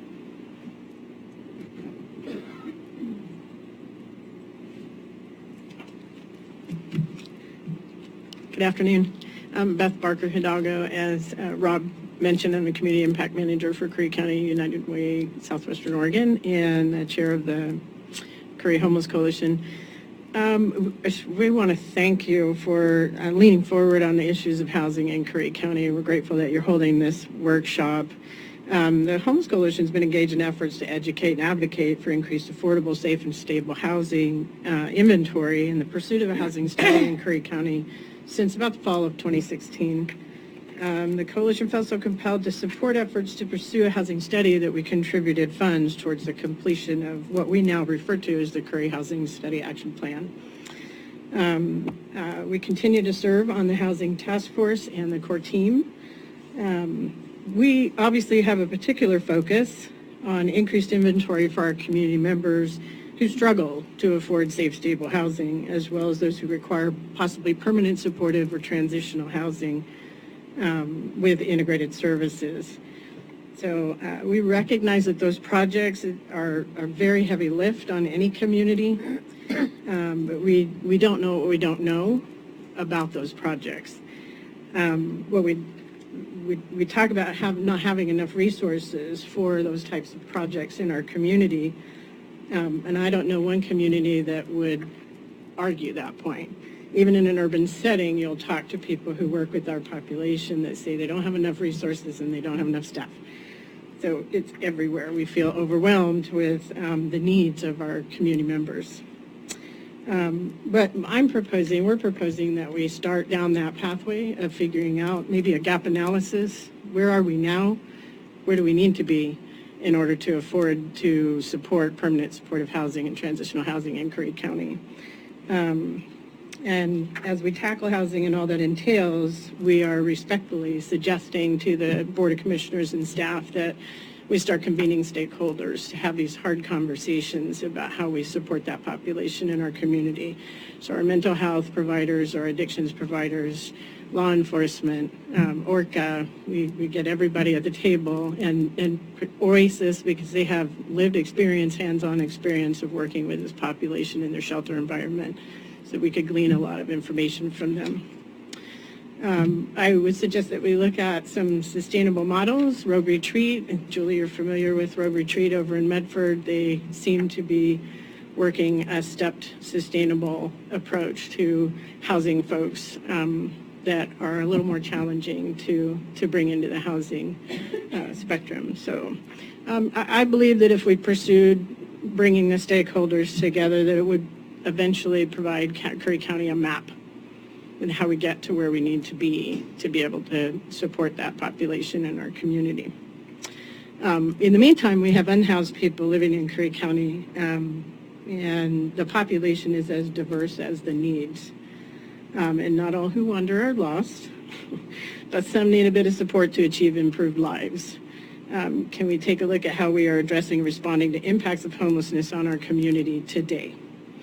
And are there missed opportunities to decrease the negative impacts of homelessness on the individuals and on the community? Can we have a conversation about what that might look like?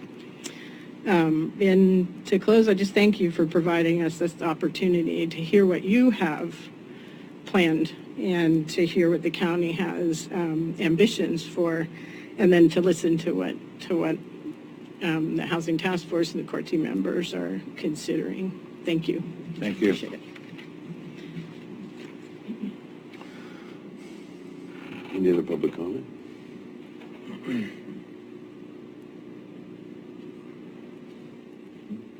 Go ahead. Is it okay now? If we had any more. No, we're not having. I think Tammy and Michelle and Shar are going to say something yet. Okay. So I'm Tammy Coughlin. I think you all know me. I'm on the Gold Beach City Council, and I'm a new member of the core team of the Housing Task Force, probably because I do a lot with housing. But I wanted to give a quick update, and I did write this down for you, what's going on with Gold Beach in the city limits. We've gotten a lot done. We got our accessory dwelling unit passed. If I recall correctly, in the Housing Action Plan, Mr. Eddington created, we need about 60 units countywide in 10 years. That's about 6 a year. So that kind of gives us a goal, and I believe in the last 18 months we've gotten 3 accessory dwelling units completed. I think that's pretty good at getting towards that goal. Our ordinance actually prohibits vacation rentals in the accessory dwelling units. So we did think of that. We had somebody that was smart. I don't remember who it was. We did receive a grant from DLCD to complete a study, and we will begin that implementation. It was a buildable land survey. We did a buildable land survey about 20 years ago, and the Planning Commission rejected it multiple times because it was done wrong. And this time, very well done. Actually took a look at not just land and how it was zoned, but actually if there was floodplain issues and landslide issues and reasons why we shouldn't include that. We were a little surprised that they said we do not need an increased urban growth boundary. What they did say is that we need more density in our zones. And Gold Beach is not different than Curry County. We were forced to do zoning. We didn't want to do zoning. And so we're kind of all in that same boat where the state said, thou shalt have zoning, so just draw lines. And so that's what we did. So that's going to be a little more difficult to do because some people are going to say, oh, I don't want 5 houses next door to me. I only want 1. So we're going to have to work on that process. But I think it's doable, and probably in the next year we'll be able to update our comprehensive plan with their suggestions. We're not going to accept all of them, but many of them are very good. One of the things that I noted in both our report and in the Eddington report is that there's a lot of vacant homes in Gold Beach and in Curry County, but they're not available to be lived in. They're second homes, third homes. They just sit empty until somebody comes and visits them. I don't know if we can get those in the inventory if we have a recession, possibly, because they won't be able to afford the payments without renting them. And that's what happened in 2008-9. And when I used to do that kind of management, we got a lot of those empty homes interested. We are working on a vacation rental ordinance, and our goal is to limit the number that are allowed. And we found from another, I think it was Lincoln County, that they self-certify that they're actually meet a reasonable code. So we're probably going to do that. I had thought about maybe doing something with the county to have a certification program, but if you make them self-certify, that's a lot easier. And it goes more in the spirit of those of us that believe in private ownership. So we're going to work on that. And there's plenty of room for a moratorium on vacation rentals, because if you look at the statistics, they're not close to occupancy. So there's actually too many of them. They're nowhere near close to 80 to 100%, which they need to be viable. While it's a separate entity, the Urban Renewal Agency has added housing to its goals, and future budgets will address housing. The concept we think will be best will be to encourage businesses to add apartments upstairs or next door. Traditionally, downtowns always did that. We got away from that, and just about all of our Urban Renewal Agency, those would have ocean views, the upstairs. So they could be really nice efficiency units. So we plan on encouraging that. I've been authorized to look into applying for CDBG money. That's such a hard acronym for me to say. A block grant to look into adding more housing, and we'll probably partner with NeighborWorks Umpqua and maybe even the county if you guys are available to do one, because they were talking about doing more housing, but then they're also talking about a repair program that I guess you guys are talking about. So maybe we'll be partners again. For statistical purposes, we've approved 2 townhomes, a single-family dwelling, 5 manufactured homes not in parks, 3 accessory dwelling units this year. 2 manufactured homes were replaced in parks, which brings us closer to the Housing Action Plan goals. And if I recall, and from 2010 to 2016, there were only 18.6 applications countywide, so now we've done 11, so I think that's a pretty good improvement. Pretty happy about that. There's a lot more to do, but I think we're getting there. I was told that the county would like us to, as a city, to also do an emergency declaration or to affirm yours, and I'd like to invite, I'd like to put it on the agenda for next meeting. I think Councilor Madison could help me do that, but could somebody come and explain to us what the benefit would be, because I don't understand that. So we'll put that invitation out.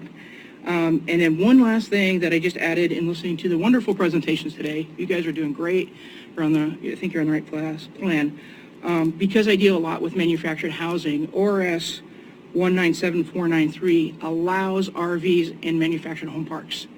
The reason the state decided that was okay is because in the older manufactured home communities, and there's a lot of them because nobody builds them anymore, the units were 8, 10 feet wide, 12 on a really good day. And they don't build manufactured homes that size anymore. But they build RVs 8 and 10 feet wide. So the county may put more restrictions on that, but I'm encouraging you not to. I also manage Saunders Creek Homeowners Cooperative. This is one of those Rock USA CASA co-ops. It's been a co-op since 2011, and there are 3 RVs there. And the post office came and told them they were transient and they don't get to use their mailboxes. And I saw a man just about blow a cap. He's like, I am not a transient. I have a nice home. He has an RV. He built a carport over his RV. It's Alan Starnes. Most of you probably know him. And he is not a transient. He has probably the nicest house there. And the president of that co-op was able to get the post office to continue delivery. But they don't feel like they're transients. They have a 50-year lease agreement.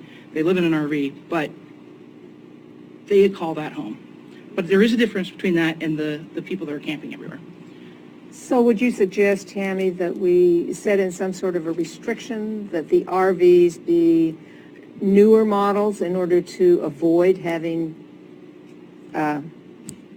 transients and that sort of thing in there? Or? I believe most of them already have some sort of a standard, and I think it's, Beth was telling me about it, that it's like 20 or 30 years old, then the parts just don't match, and you can't meet code, and the plumbing wears out. So yeah, so probably 20 or 30 years would be that line, unless somebody's refurbished it. Okay. So, but yeah, I agree with that. And thank you so much for all you're doing. Thank you. I'm so proud of all the work that's gone. Tammy, thank you. Michelle Martin.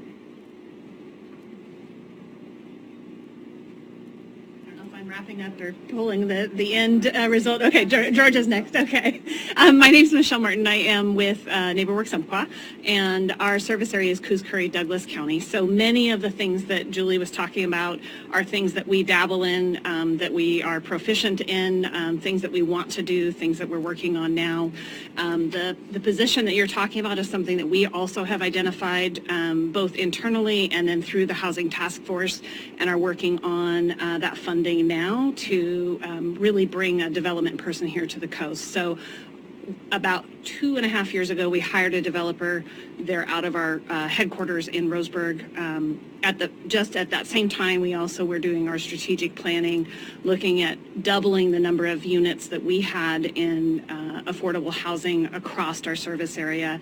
So we were looking at a very aggressive strategic plan for the next 5 years. We're about halfway through that now, of doing what we had done in 25 years in 5 years. And we knew that that really meant that we had to step up our game, bring in those folks who had the expertise. That's where our real estate developer came into place and started developing that pipeline. The second half of this is really about expanding those housing numbers on the coast. And so we have several projects that we're looking at up and down the coast from Florence to Brookings, and working with several partners both here in the room and that we're not able to make it here today. So that development position is something that we have identified that there are so many opportunities here, and it really just needs that body that's helping to steer those projects moving forward. The other thing that we've identified, and Julie's kind of touched a little bit on it with the CDBG, we have so many of our community cities and counties that aren't eligible to apply for the CDBG in partnership with a nonprofit organization, simply because they either haven't met the requirements of spending down in their current CDBG, or they have a project that's kind of gotten sideways on them. And the county here, the cities here are no different than any of the rest of our service area or across the state. I can attest to that.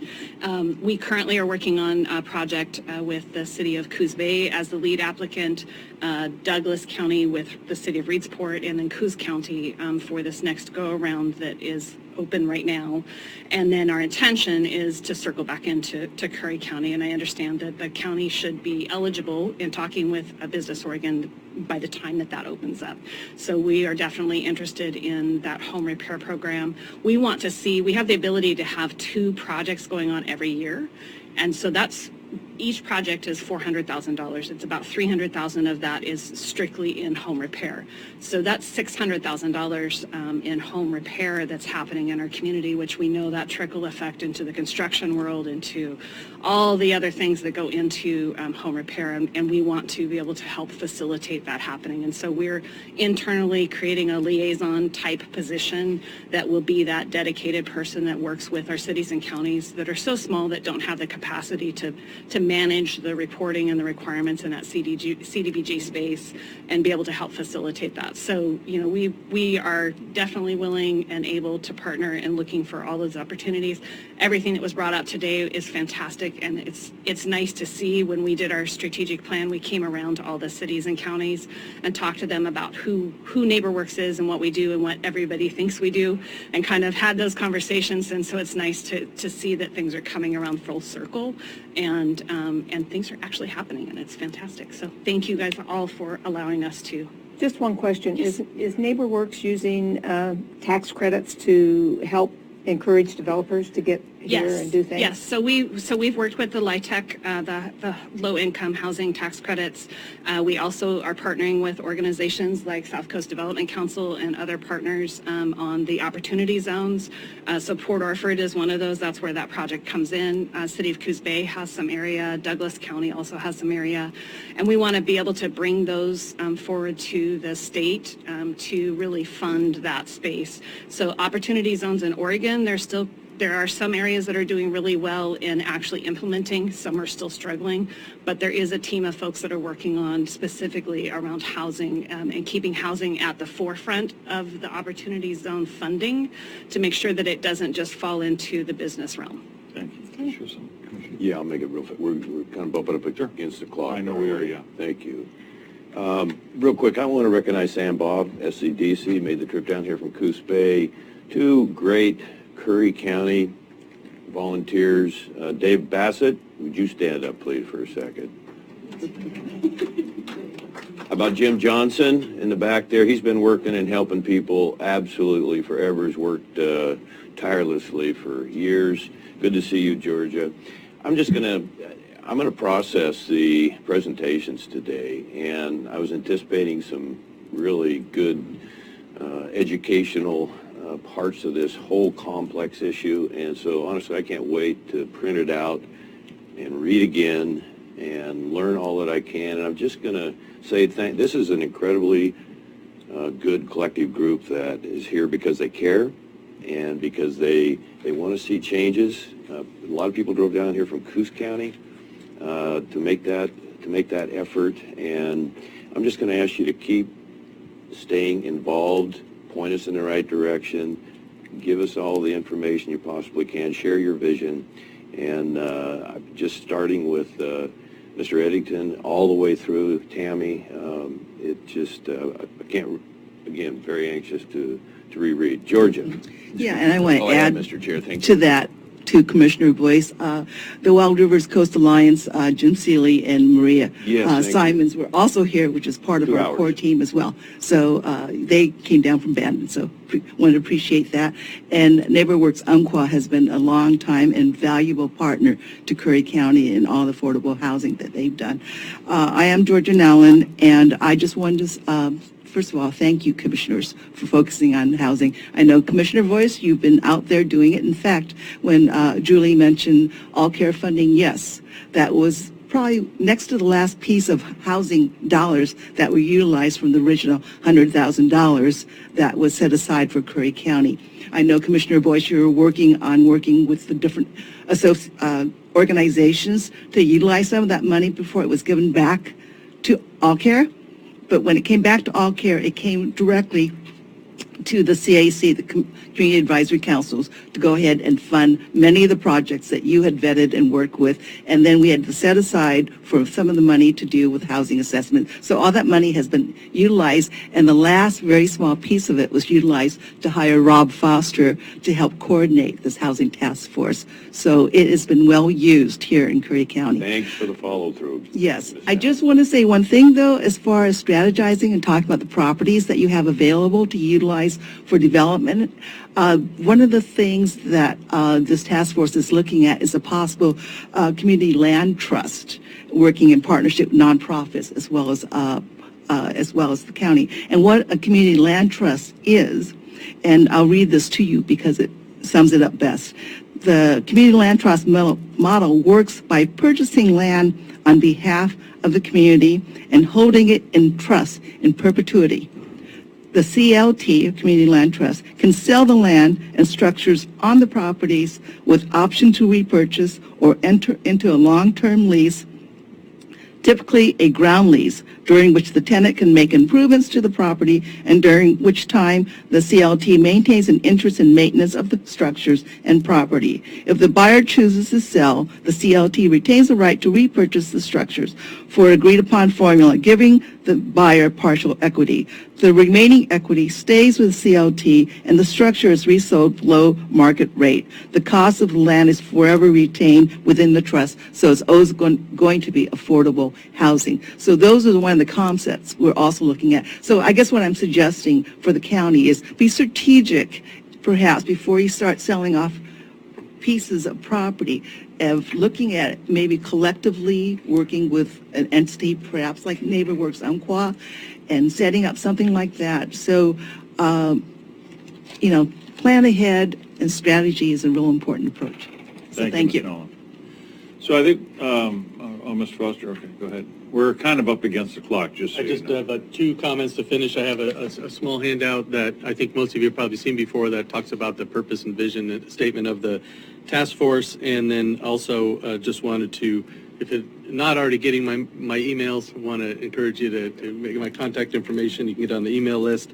Our next monthly meeting is Monday, September 30th, so about a month from now, here in Gold Beach at the library. So that's it. Thank you so much for giving us this time. I'll give you this handout. Thank you. While he's doing that, I would like to say thank you to everyone for traveling here and spending your time here. And I know time is valuable, and we appreciate your interest in Curry County. I will say this. I think right now you have a board of commissioners that eyes and ears are wide open here. We would like to hear all you have, as Commissioner Boyce just said. I'll reiterate, we would like to sit together with different groups, picking maybe one or all of us at different times to brainstorm, what I call just chew on it for a while, and let's all sit together and find the right answers for Curry County and Southern Oregon. It's going to take a collaborative effort.